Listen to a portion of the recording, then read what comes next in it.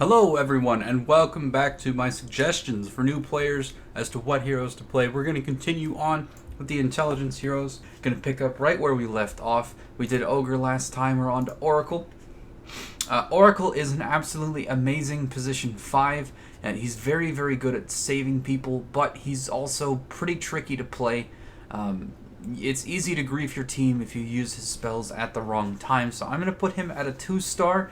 I would say start with someone like Dazzle, and once you get used to playing a hero that saves, then you can go back to Oracle once you're a lot more familiar with the game and the saving playstyle. OD, you can play him as a position 4 right now, primarily focusing on his banish to mess up the enemy team's coordination. You pick up a Meteor Hammer. Personally, I don't think this build is going to stay around forever. I think it's a consequence of the patch. We'll see how it ends up working out. It works, and it's pretty easy to pull off. You just have to get used to the timing on Astral Imprisonment into Meteor Hammer, and then you have to rush a Meteor Hammer on a support, so he's okay at split pushing. It's not my favorite playstyle, to be entirely honest, but he is played as a position 4, occasionally a position 5, wherein he just banishes important heroes while your team takes the rest of the fights. Puck is not a support. We'll come back to him later. Pugna is capable of dealing a tremendous amount of damage, and he can be a good support against the right enemy core, which puts Pugna in a weird position. He's also a pretty strong mid laner. You generally want to pick the supports first because you don't want your cores to get counterpicked. So picking Pugna, you might say it denies a certain type of mid, like it denies a Templar Assassin mid, perhaps. That's one way to think about it. It makes Legion Commander worse, because Legion Commander can be shut down by Pugna. There's a couple heroes that do pretty poor against Pugna, so picking it first can stop your opponent from picking those. But in general, it's also pretty easy to just kill. The hero has very low health pool, and if you disable it, it just kind of dies. It's very fragile. It relies on movement speed a lot, which makes it very positioning dependent. So it can be a little tricky. I'm going to put it at 3 stars. His spells do building damage, and he has a very strong... His ulti sucks life from one hero to another, so he can heal his team quite rapidly, or he can drain the health of an enemy quite rapidly, and Nether Ward bullies quite a few heroes. So, pretty strong hero. Also not my favorite play style, so I don't have too many games on him. But I can tell you that when I face this hero, it's very easy to kill Pugna. All you have to do is stop him from sucking himself back up to full HP. So I always enjoy facing a Pugna.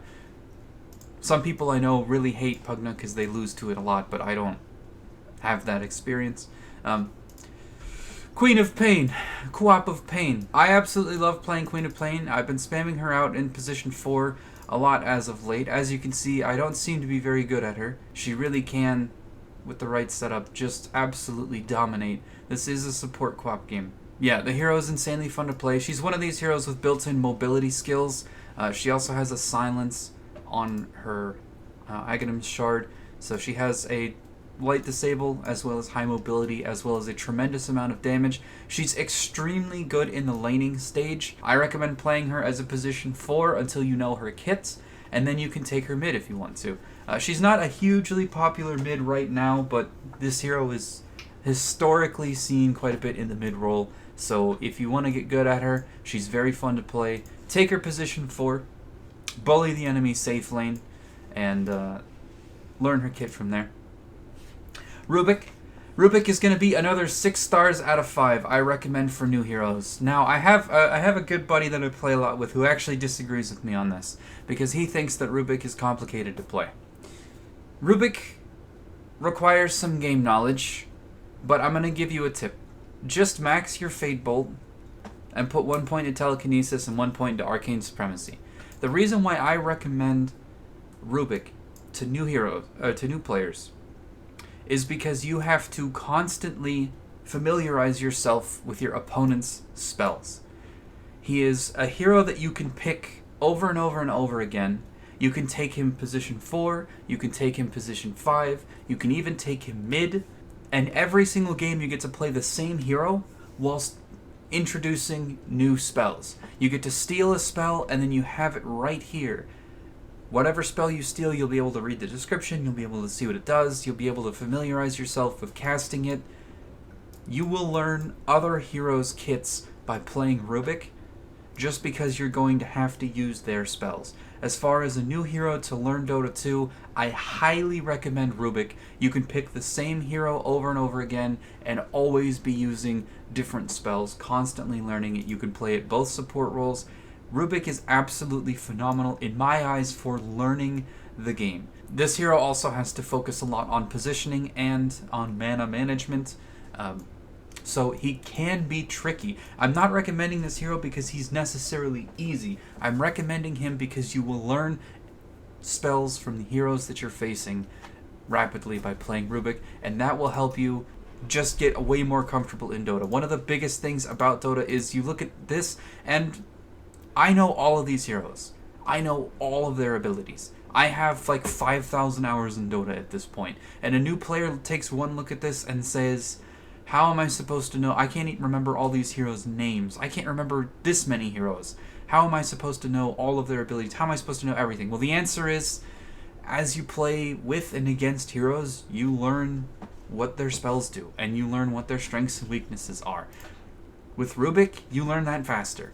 So if you really want to improve, I highly recommend playing Rubik as the support. You get to focus on your support gameplay. You get to focus on your mana management. You get to focus on your positioning. You get to focus on laning with a ranged hero, which is easier than laning with a melee hero. And then you get to learn all the spells in the game. Shadow Demon. Shadow Demon is an excellent position 5, and some games he can even be played as a very strong position 4. You typically don't see him in the core role. The strength of the hero is that he can make illusions of whichever hero he casts Disruption on. Now this can be someone on your team whose illusions are very powerful, so you'll often see him paired with someone like Luna. Or this can be someone on the enemy team whose illusions are also powerful and you use them to bully, someone like Anti-Mage.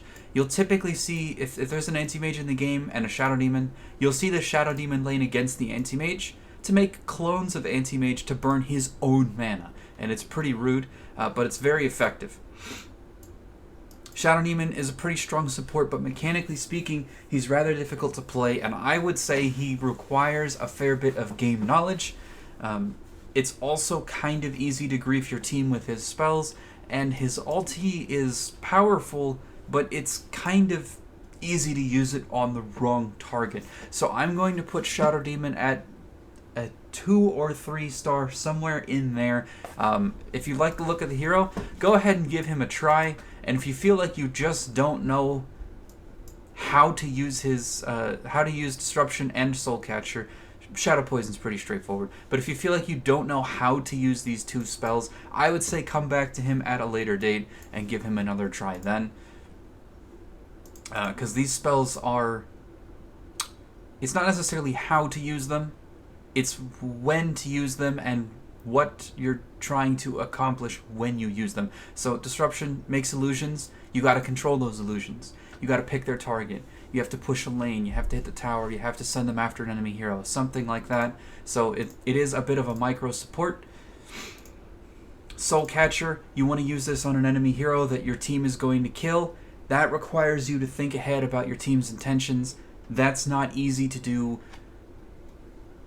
even when you're a veteran at Dota 2, because sometimes your team does stupid shit. So Shadow Demon can be very hard to pull off. For some people, he's fairly easy. For others, he's just outright impossible. I recommend you give him a try if you like the look of him. And if you feel like you just have no idea what you're doing, go ahead and skip him. Shadow Shaman. 5-star support, 4 or 5-star support, somewhere in there. He does have a unit that you want to micro, but to start with, you don't need to. If you're absolutely new to Dota, you do not need to control his Serpent Wards. You kind of just need to put them in the right spot, and they'll do most of the work for you.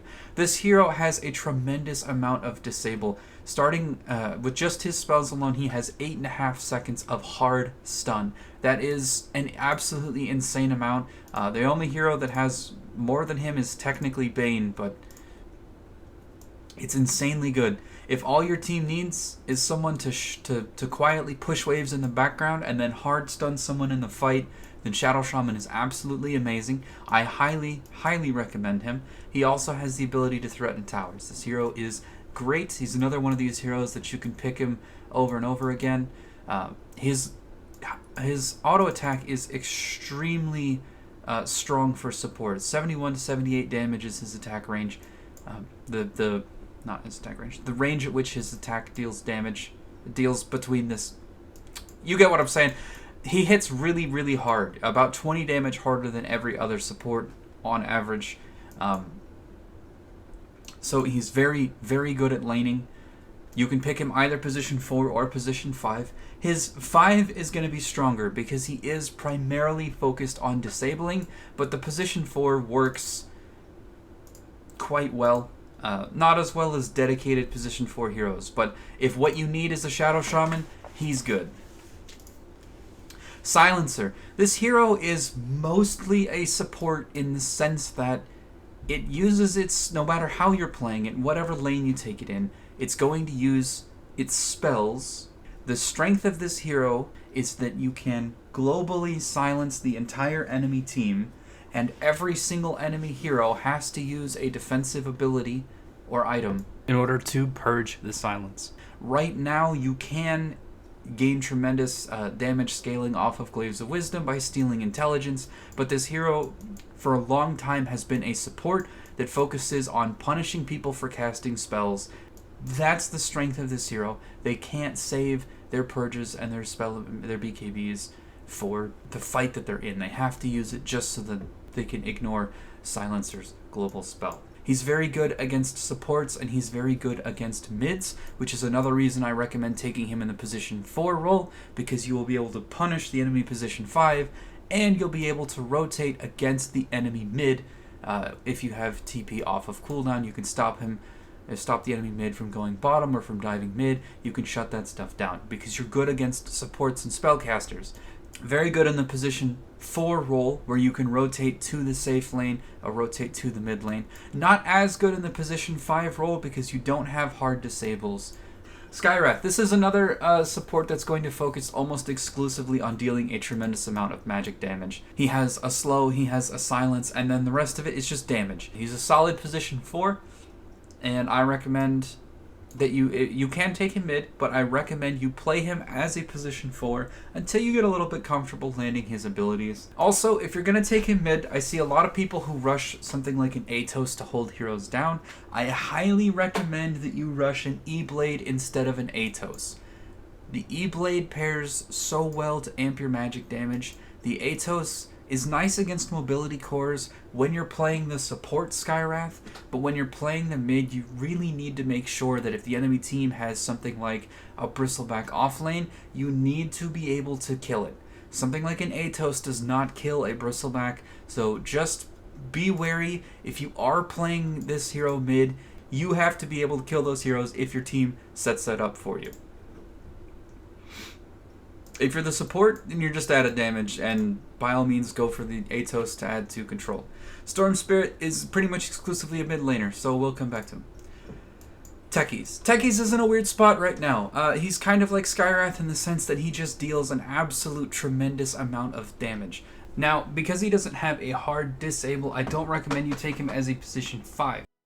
And he's not very durable, and enemy heroes buy BKB to prevent him, so I don't really recommend that you take him in the core role. You can take him mid right now. That being said, he's, again, another kind of like Skywrath.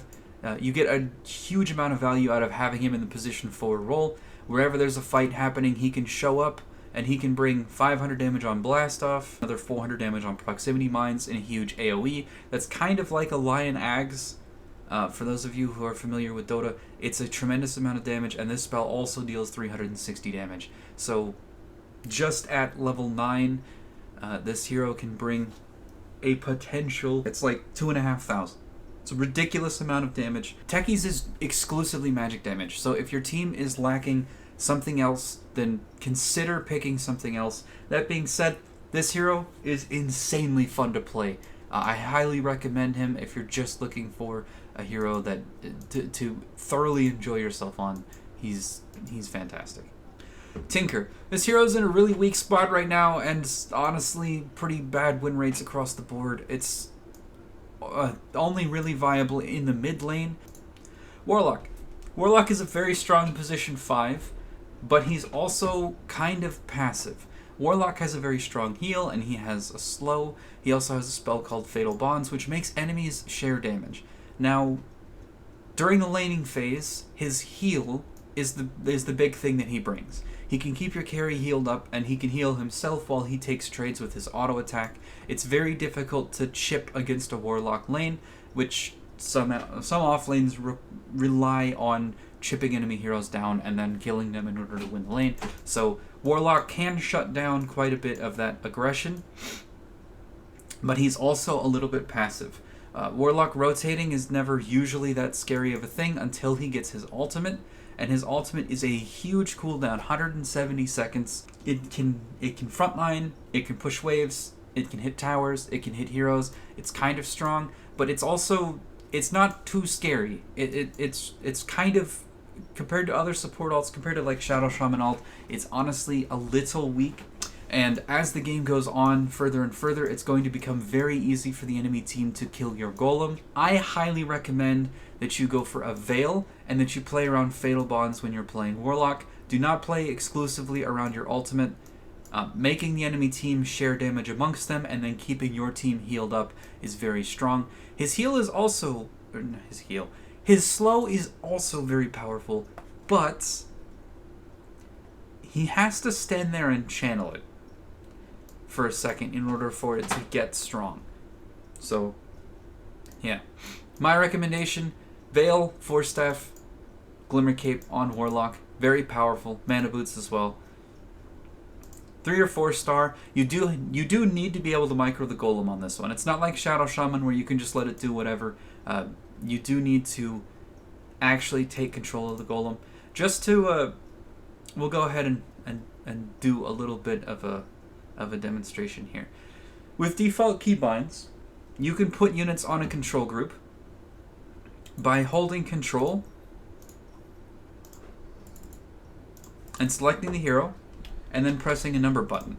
So if I select my hero and I press control 1, and then if I select over here, I can press 1 and reselect my hero. My recommendation for Warlock is that you demo him, spawn in this, select it, put it on control group 2 or 1 or whatever is nice for you, and then you have your hero that you can switch between, and you have the golem that you can switch between. Now as you get good at doing this, you're going to be able to micro the golem however you need to, but basically you're just going to, in a team fight, cast all of your abilities, put upheaval down, and then control your golem. It does take some practice, so if you want to get into micro, this is honestly a pretty good hero. If you notice that your guy's in danger, just select him. You can even give move commands on the minimap, and then you can run away with him and then go back to controlling your golem. I highly recommend, if you're gonna play Warlock, that you set up at least this much so that you just hotkey your golem so that you can switch to him. Another great hero to start learning micro on, and once you get good at the micro, I even recommend the Ags. If you're not good at micro, I do not recommend the Ags. The utility of the Ags is that he gets 2 golems, but they're both weaker. The Ags is not worth unless you're able to split the golems up and have them chase down separate targets. So please, if you're not willing to do that, don't get Ags on Warlock. Just because it's recommended by the guide does not mean it's good. An item like that is only good if you're actually able to use its function. So if you can control it and you can split up the 2 golems, then you can chase down both supports at the same time, and you can harass them during the fight and keep them out of it, and it's really strong. If you can't split them up, then you just have 2 weaker golems that it's easier for the enemy cores to kill. Anyway, Warlock is very strong. I put him at a 3 or a 4 star. If you're comfortable with micro or the idea of controlling 1 unit, 4 star. If you're not, 3 star. He's still insanely strong. Wind Ranger. Now you can play this hero as a support. Get your Shard, Force Staff, Glimmer, Yules, all that stuff. Don't buy Maelstrom if you're playing this as a support. This hero has this Shackle Shot. Shackle Shot is the potential to stun 2 heroes for 3.8 seconds on an 8-second cooldown. This hero has insane disable potential if you're good at landing the skill shot. It is kind of difficult to land, and if you miss it, the hero's pretty mediocre, but Power Shot is a great damage nuke. 450 damage for 4 skill points is better than most other damage nukes in the game. All things considered, she keeps up with the Shadow Shaman in terms of disable, but she has a better damage nuke. It's safer to push waves with this. She has 100% evasion, making her more survivable, and she has a better ability to threaten towers on a much, much lower cooldown.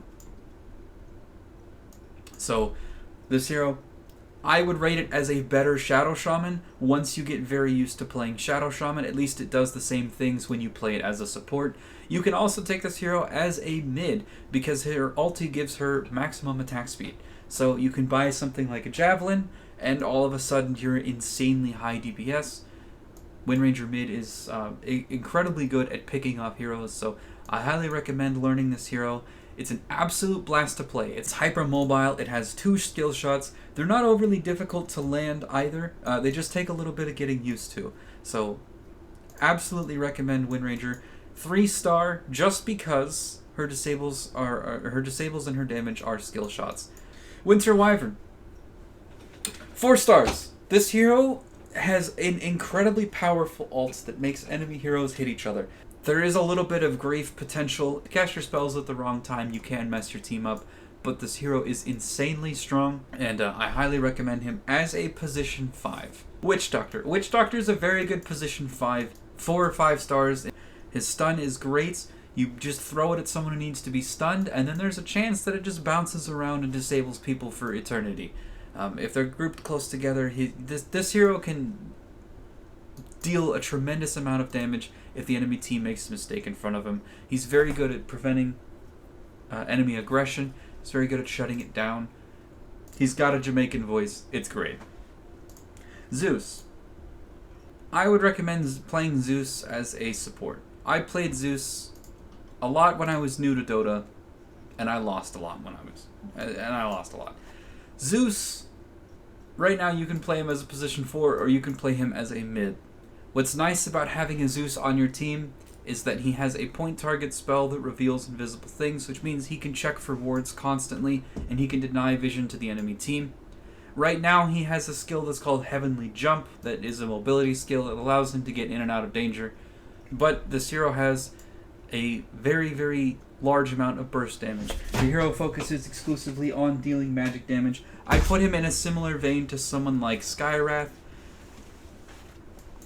or Techies. Honestly, the hero plays very similarly to those 2 heroes. What's kind of nice about Zeus over those 2 heroes is that Lightning Bolt is technically a stun. He has more wave clear than Skywrath, so if you're comparing the 2, Zeus is a better mid because he can farm a lot faster than Skywrath can. His abilities, at least Arc Lightning, is naturally AoE, so he can shove waves and clear stacks with Arc Lightning, which makes him better at being a mid than Skywrath. As far as being a support, he's extremely mana hungry. Zeus is also very straightforward to play, so I'm going to put him at a 4-star, even though I haven't played this hero in like years.